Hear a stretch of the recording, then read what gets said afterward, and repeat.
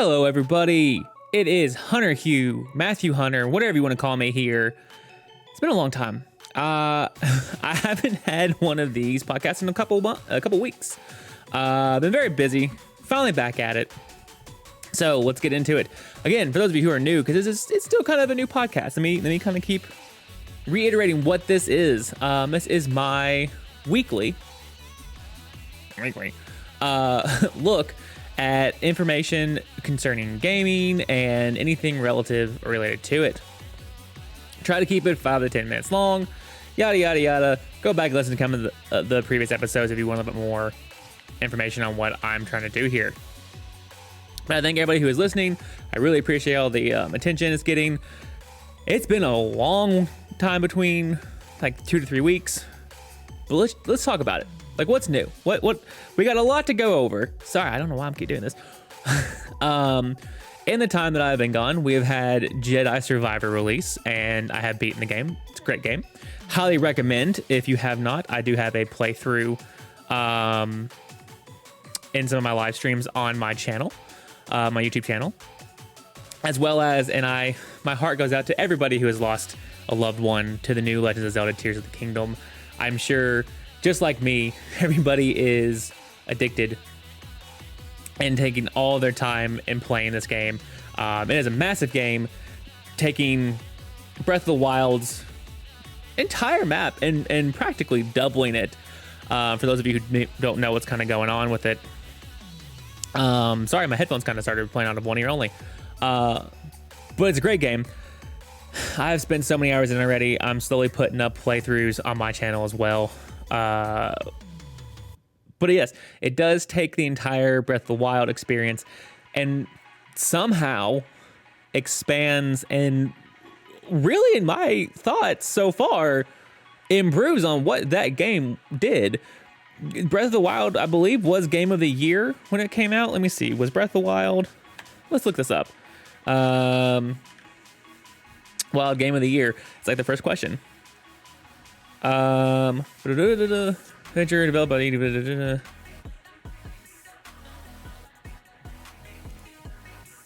It was a 2017 Game of the Year, yes. So this is taking a Game of the Year, already one platform, and making it better.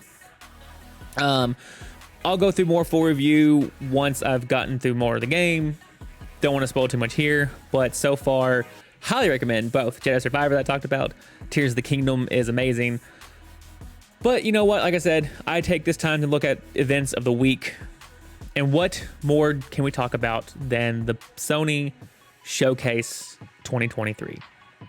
Sony took its time on, I believe it was the 24th of May, this week, to go through and highlight so many new releases for their individual IPs that are going to come straight to Sony PlayStation products, as well as a new piece of hardware. The big ones to announce, and I'll go through games first, and then we'll kind of talk about the hardware as well, are going to be, there was the demo playthrough or gameplay demo of Spider-Man 2. Looks amazing.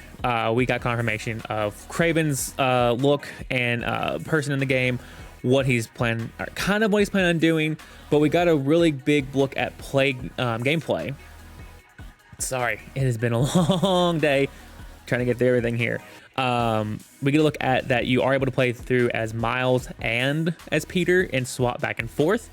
The part of the game that we were introduced to, Peter had, I don't know how they're going to work it in, had I guess met with Harry, who was the one that was being infected by the symbiote in the previous Spider-Man game, the original one, and is now working with or has the symbiote taking him over and has the black Spider-Man suit, which, come on, how iconic is the black symbiote suit for Spider-Man? But the gameplay between the two, you get to see him and Miles working in tandem, chasing down Doc Connors, the lizard man or the reptile that is crashing through a huge part of New York and terrorizing the coastline across the entire city. That was kind of the big ending piece to it. I know I could take this entire time, if not more, to talk about everything that was in there. I wanted to mention or touch base on a couple other things that were talked about or released are talked about in this showcase. We have a Metal Gear Solid 3 remake. So what was that? Snake Eater? Yeah, Snake Eater remake was announced. I'll talk about that in a second. We did get more confirmation on Assassin's Creed Mirage, which actually is being released in October. Need to go reserve my copy. Got some more gameplay footage. A little bit. It was strictly just a voiceover of some lady really kind of talking to gosh, what is his name in this one? Don't remember. But he was in the most recent one with Valhalla. It goes back and goes through his Mesopotamian roots. But it was really like a voiceover of a lady kind of highlighting some of the things he does in the game while she talks about it. Alan Wake 2, it was the year of sequels in this showcase. A lot of these I hadn't played the original, so I'm going to go back and play possibly before picking these up. Final Fantasy 16, we got another trailer to look at. Dragon's Dogma 2, again, like I said, a bunch of new sequels. A new Bungie announcement. It's a new marathon kind of survival game. Huge update or look at this. We got a first look at Street Fighter 6 story mode, which looks amazing. I haven't picked up a Street Fighter in years. This one's pretty much sold me on picking this one up. Was there any more? I don't know of any. Oh, here we go. This is the one I want to talk about. It looks like it's a new IP coming, and it's from Square Enix. It is called Foam Stars. It appears to me, and it's the first thing I said when, I don't know why I'm itching my nose. I'm sorry. I've said sorry a couple times. I'm just gonna say sorry again because it's covering the mic. I'm not trying to block my mouth from the mic so you can hear me. But it's Foam Stars from Square Enix, who, if you know anything about games, Square Enix, huge name. It looks like the PlayStation version of Splatoon. You almost are, instead of shooting ink, you are shooting foam across the entire play field, and then you're using your characters to jump in and around or surf on the foam. I don't remember seeing anybody specifically jump into it like the Splatoon Inklings do. Is it Inklings or Squidlings? Whatever the squid ones are from Splatoon, where they jump in the ink. I didn't see anybody do that when I was watching it. But yeah, Square Enix is making a Splatoon called Foam Stars. And the other big one that really intrigued me that I had never heard of before, and I'm looking super interested in this one, is called Phantom Blade Zero. I don't know if this is like a prequel to a game that I haven't played before or heard of, but the premise that from the trailer was your character has 66 days to live. And what are you going to do with those 66 days? The entire trailer is literally him fighting his way through all these minions and all of these bad guys, looking like a badass. I can't say it any other way. Looking amazing with the visuals and things they're doing here. But you end the trailer with him saying, again, someone asking what are you gonna do? You only have 66 days to live. I'm gonna get my heart back. So almost kind of bringing in, I don't know if you can go back in time but like a time limit of where you have to do so much in a little amount of time. So I'm assuming either get really good at the game, and if you die or can't beat whatever in 66 days or whatever the time limit is on the game, then you have to start over. The principle, the concept behind it is super intriguing. I really am looking forward to it. Look into it. It's called Phantom Blade Zero. It looks great. There were a lot of other huge announcements, a couple for VR. One was a Five Nights at Freddy's Help Wanted 2. Take your time, go through and look at these things. I highly recommend it. There are a couple ones that I hadn't heard of before that just really piqued my interest, and I'm going to be looking more into. But like I said, the main kind of takeaway points for games: Spider-Man 2, Metal Gear Solid 3 Remake, the new Foamsters piqued my interest. The Phantom Blade, piqued my interest, as well as the new Assassin's Creed coming out and the new Street Fighter 6. Final piece of information from the showcase, and honestly, I was not expecting this. I found this to be extremely cool and the concept of it is intriguing. But it was Sony announced a device codenamed Project Q. What it is a PlayStation 5 console with an 8-inch screen that on the side of the screen looks like it has the controller, the actual DualSense 5 controller. And it's supposed to have all the haptic feedback, all of the same kind of general feel of what the controller has, all in a handheld that's 8 inches big.